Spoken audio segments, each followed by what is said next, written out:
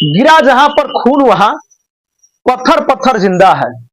गिरा जहां पर खून वहां पत्थर पत्थर जिंदा है। जिस्म नहीं है मगर नाम का अक्षर अक्षर जिंदा है। और जीवन की यह अमर कहानी अक्षर अक्षर गढ़ लेना। और जीवन की यह अमर कहानी अक्षर अक्षर गढ़ लेना। सौर कभी सो जाए तो सुहेलदेव राजभर को पढ़ लेना। अब समय आ गया है कि डरना नहीं है किसी के पैरों के नाप से। डरना नहीं है किसी के पैरों के नाप से। आखिर में पुण्य जीत ही जाएगा पाप से। गीता में कृष्ण ने कहा अर्जुन से बस यही पहली लड़ाई जीतनी है अपने आप। मेरे दोस्त, अगर आप मुझे सुन रहे हैं, अब चाहते हैं कि आपकी सल्तनत फिर वापस आ जाए, तो सबसे पहले लड़ाई आपको अपनों से। नमस्कार साथियों, मैं माइकल राजभर। मेरे साथी आज चक्रवर्ती सम्राट राष्ट्रवीर महाराजा सुहेलदेव राजभर जी की, जिनकी प्रतिमा मैं आपको यहां दिखाया हूं। सवाल कई है लेकिन उसका जवाब बातों बातों में मैं आपको दूंगा। आज चक्रवर्ती सम्राट राष्ट्रवीर महाराजा सुहेलदेव राजभर जी का 1017वीं जयंती है। ये जयंती पूरे देश में धूमधाम से मनाया जा रहा है। आज उत्तर प्रदेश का कोई ऐसा जगह नहीं है जहां सुहेलदेव जयंती न मनाई जा रही हो। यह उत्तर प्रदेश से ही निकल के पूरे भारत में फैला है और अब लोग जानने लगे हैं कि कौन सुहेलदेव राजभर था। मेरे साथियों, मैं आपको छोटी छोटी कड़ियां जोड़ते हुए बताना चाहूंगा कि जिस प्रतिमा के सामने मैं बोल रहा हूं, जिस प्रतिमा को आप देख रहे हैं, उस प्रतिमा को देखने से आपको साफ लग रहा है कि ये कोई सूरवीर है। और ये जो सूरवीर है, इन्हीं सूरवीर का नाम सुहेलदेव राजभर है। अब इनके नाम में चक्रवर्ती क्यों लगा है, इसे समझते हैं। मेरे साथी, गजनी से जब महमूद गजनवी का भांजा सैयद सलार मसूद गाजी जब भारत आया, तो यह सोच के आया था वह भारत में कि मुझे पूरे भारत पे कब्जा करना है। उसकी मानसा यह थी कि मुझे पूरे भारत पे कब्जा करना है। महमूद गजनवी तमाम राज्यों को भारत को लूटते हुए जब श्रावस्ती पहुंचा, तो उसे क्या पता था, क्योंकि उससे पहले उसने लड़ाइयां की और तमाम राजाओं को हरा दिया और उनके सल्तनत को अपने कब्जे में ले लिया। आगे बढ़ा तो बहुत ऐसे राज्य मिले जिन राज्यों में उसने अपना संदेश भेजवाया कि या तो युद्ध करो और नहीं तो नतमस्तक हो जाओ। तो बहुत सारे राजा नतमस्तक हो जाते थे, लेकिन जैसे ही इनसे उसकी मुलाकात हुई, इन्हें श्रावस्ती नरेश कहते हैं। जब इनकी मुलाकात श्रावस्ती में हुई, जब वो श्रावस्ती पहुंचा, तो सबसे पहले संदेश भेजवाया अपने संदेश वाहक से और कहा कि जाके सुहेलदेव राजभर से कह दो कि आप तो युद्ध करो नहीं तो दास्ता स्वीकार करो। चक्रवर्ती सम्राट राष्ट्रवीर महाराजा सुहेलदेव राजभर जी के पास उतनी सेना नहीं थी जितना सैयद सलार मसूद गाजी के पास थी, लेकिन थे बहुत सूरवीर योद्धा। इन्होंने कभी किसी की दास्ता स्वीकार नहीं की। राजभर क्षत्रिय थे, नागवंशी है। उन्होंने कहा कि ठीक है, कह दो कि हम युद्ध करने के लिए तैयार हैं। और अगले दिन युद्ध करने के लिए पूरी सेना के साथ पहुंच गए। चूंकि महमूद गजनवी के भांजा सैयद सलार मसूद गाजी के पास बड़ी सेना थी और इन्हें लड़ना था अपने छोटी सेना के टुकड़ी के साथ में उससे। लेकिन कहते हैं ना कि जो साहस है तो फतह किया जा सकता है। वो साहस था सुहेलदेव राजभर जी में। उन्होंने नानपारा के मैदान में लड़ाइयां की और महाभारत से भी ज्यादा दिन तक अगर कोई युद्ध चला तो चक्रवर्ती सम्राट राष्ट्र में महाराजा सुहेलदेव राजभर द्वारा सैयद सलार मसूद गाजी के साथ जो युद्ध हुआ वो था।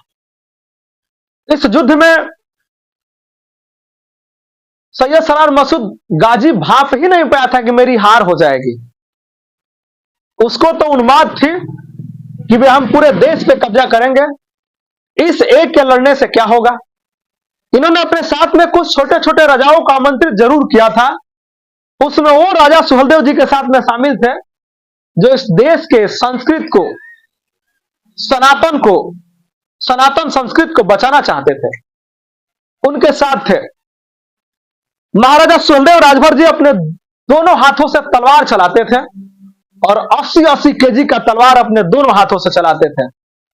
अब समझिए कि जिसके गर्दन पर 80 केजी की तलवार गिर जाती थी वो दोबारा कभी उठने लायक नहीं था, क्योंकि उसका सर अलग हो जाता था। मेरे साथी, चक्रवर्ती सम्राट राष्ट्रवीर महाराजा सुहेलदेव राजभर ने अपनी रणनीति के तहत सैयद सलार मसूद गाजी को ननपारा के मैदान में युद्ध हुई और धूल चटा दिए, गाजल मूली की तरह काटे उनके सैनिकों को। अंत में एक विशेष बात आपको याद करने के लिए बोल रहा हूं कि उसे मरने के लिए छोड़ दिए, अधमरा हो गया था। मरने के लिए इसलिए छोड़ दिए कि ताकि यहां के चील, कौवा, गिद्ध उसे खा सके। माने उसे यहां के पक्षी खा गए। उसके बाद से महाराजा सुहेलदेव राजभर ने इस तरीके से ननपारा के मैदान में, बहराइच के ननपारा के मैदान में सर्वस्ती नरेश ने विजय प्राप्त किया और भारतीय संस्कृति की हिफाजत की। आज जिनकी याद में, जिनका हम लोग जयंती मना रहे हैं, और आज महाराजा सुहेलदेव राजभर की 1017वीं जयंती थी, जिसके ऊपर यहां भारी संख्या में भीड़ लगी हुई थी। तमाम पार्टी के तमाम नेता लोग यहां आए थे और उन्होंने माल्यार्पण किया और माल्यार्पण करने के बाद महाराजा सुहेलदेव राजभर जी का जन्मदिन मनाया। मेरे साथी, आपको संदेश है मेरे साथियों, सच तो यह है कि हम राजभर क्षत्रिय हैं और क्षत्रिय उसको बोलते हैं जो भारतीय संस्कृति की हिफाजत करता है, किसी की हिफाजत करता है। हम नागवंशी क्षत्रिय हैं। महाराजा सुहेलदेव राजभर जी नागवंशी क्षत्रिय थे। इन्होंने भारतीय की संस्कृति की रक्षा करने के बाद बहुत दिनों तक शासन किया है। और मैं अब थोड़ा सा टर्न करके आपको बताना चाहता हूं कि मैं जहां हूं, ये सहतवार, बांट विधानसभा अंतर्गत सहतवार के ब्लेउर में यह प्रतिमा स्थित है। मेरे साथी, इस प्रतिमा की अपनी खासियत है। जितनी बार मिस्त्री लोगों ने इस प्रतिमा का दिशा पूरब दिशा में किया, उतनी बार यह मूर्ति मुड़ करके खुद से 45 डिग्री पाकर रात को लग जाती थी। मिस्त्री लोग परेशान हुए, अरे भाई इस प्रतिमा में क्या है कि हम सीधा करते हैं, यह प्रतिमा एंगल तो अपने आप को बदल लेती है। बाद में माना गया कि इस प्रतिमा में वो शक्ति है कि यह प्रतिमा चाहते कि हमारा दिशा इसी साइड में रहे। इस प्रतिमा का जो दिशा है वो दक्षिण और पश्चिम के कोने पर है। इस प्रतिमा का ये दिशा है, ये मूर्ति इतना ही डिग्री पर इसी एंगल में स्थापित है। मेरे साथी, हर वर्ष अब हर समाज के लोग, ये नहीं कि केवल राजभर समाज के लोग, ऐसे महापुरुष, ऐसे वीर योद्धा की जयंती भी मनाते हैं और यहां पर फूल मालाओं के साथ में भव्य आयोजन भी होता है। मेरे साथी, राजभरों ने जो शासन किया वो 1400 वर्षों तक शासन हुआ। 385 से ऊपर राजभर राजा हुआ करते थे। दूसरे जगह की बात छोड़िए, सबसे पहले अपने बांट विधानसभा के अंतर्गत की बातें कर लेते हैं, जनपद बलिया के अंतर्गत की बात कर लेते हैं, प्रदेश के अंतर्गत की बात कर लेते हैं। मेरे साथी, सातवार से लेकर के और रेवती तक, इधर बांट से लेकर सिकंदरपुर तक राजभरों का सल्तनत कायम था। राजभर यहाँ के राजा हुआ करते थे। आपको बांसटी के पास में डूहीजान, डूहिया एक गांव है, वहां पर आज भी देखेंगे तो किला टाइप का जगह बना हुआ है, काफी ऊंचा जगह है जहां पास ITI बन गया है। यहां भी जो राजा थे उनका नाम महिपा था। अब समझिए कि आपके करीब में जब आपके राजा हुआ करते थे तो पूरे भारत में कितने राजा थे। हम लोग लड़ाकू जात से आते हैं, हम लोगों ने शासन किया है और देश की संस्कृति की हिफाजत की है। मेरे साथियों, अगर चक्रवर्ती सम्राट राष्ट्रवीर महाराजा सुहेलदेव राजभर जी के इतिहास को कोई गड़ा हुआ, जमीन से गड़ा हुआ इतिहास को कोई बाहर ला दिया तो उस नेता का नाम माननीय ओम प्रकाश राजभर है। इस बात को जो मैं बात कर रहा हूं इसे मत समझिए कि मैं राजनीति कर रहा हूं। सच्चाई है कि इसका श्रेय तो बहुत लोगों ने लेना चाहा, लेकिन जब से ओम प्रकाश राजभर जी ने सुहेलदेव भारतीय समाज पार्टी बनाई, उसके बाद जगह जगह चक्रवर्ती सम्राट राष्ट्रवीर महाराजा सुहेलदेव के बारे में उनका इतिहास बताया, मंचों पर इतिहास बताया, नुक्कड़ सभाओं में इतिहास बताया, तो लोग जानने लगे। नहीं तो पता है, इनके इस तस्वीर को खोजने के लिए भारत के पास तो किसी लाइब्रेरी में तस्वीर थी ही नहीं।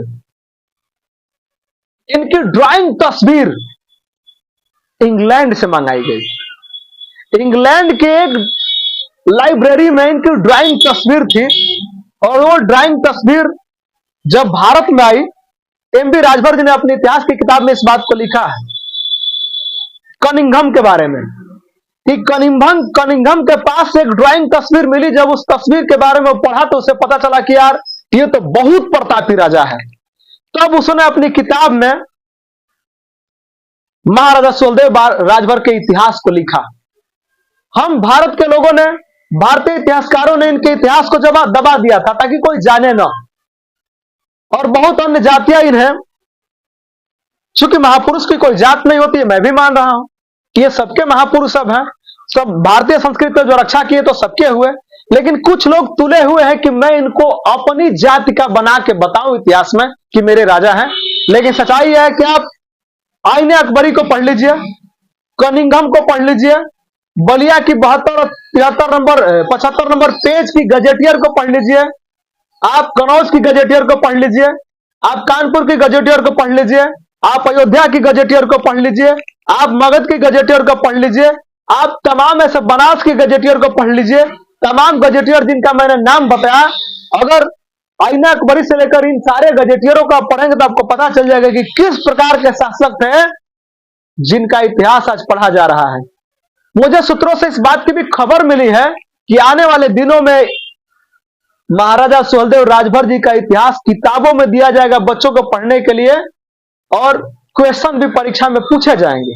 मेरे साथी, मैं कहूंगा कि जरूरत है, अगर आप चाहते हैं, अगर आप अपने आप को महाराजा सुहेलदेव राजभर के वंशज मानते हैं तो मेरी एक बात हमेशा कान खोल कर सुन लीजिए, याद रखिएगा कि अगर आप इनके वंशज हैं तो आपके खून में गर्मी है।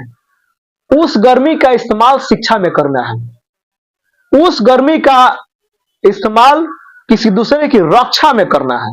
शिक्षा और रक्षा ये दो शब्द हैं जो आपको महान बनाते हैं। मेरे साथियों, इनके वीरता के बारे में आप कहूंगा तो 2 लाइनें काफी है, अगर कह दूंगा तो आप समझ जाएंगे कि किस प्रकार के इनके अंदर, इनके वीरता के बारे में आपको मैं 2 लाइनों से बताना चाहता हूं। हो सकता है कि उन 2 लाइनों में आप समझ जाए। गिरा जहां पर खून वहां पत्थर पत्थर जिंदा है, गिरा जहां पर खून वहां पत्थर पत्थर जिंदा है, जिस्म नहीं है मगर नाम का अक्षर अक्षर जिंदा है, और जीवन की यह अमर कहानी अक्षर अक्षर गढ़ लेना, और जीवन की यह अमर कहानी अक्षर अक्षर गढ़ लेना, सौर कभी सो जाए तो सुहेलदेव राजभर को पढ़ लेना। मेरे साथी, अब समय आ गया है कि डरना नहीं है किसी के पैरों के नाप से, डरना नहीं है किसी के पैरों के नाप से, आखिर में पुण्य जीत ही जाएगा पाप से। गीता में कृष्ण ने कहा अर्जुन से बस यही, पहली लड़ाई जीतनी है अपने आप से। तो मेरे साथी, मेरे दोस्त, अगर आप मुझे सुन रहे हैं, अब चाहते हैं कि आपकी सल्तनत फिर वापस आ जाए, तो सबसे पहले लड़ाई आपको अपनों से जीतना होगा, अपने आप से जीतना होगा। महाराजा सुहेलदेव राजभर के इतिहास को आपको बताना होगा। जब आप अपने से जीत जाएंगे तो इतिहास सबके रग रग में चला जाएगा। जय सुहेलदेव, जय भारत, जय साथियों। अगर आप मुझे सुने हैं तो आप मुझे दूर तक पहुंचाने में शेयर जरूर कीजिएगा। थैंक यू दोस्तों।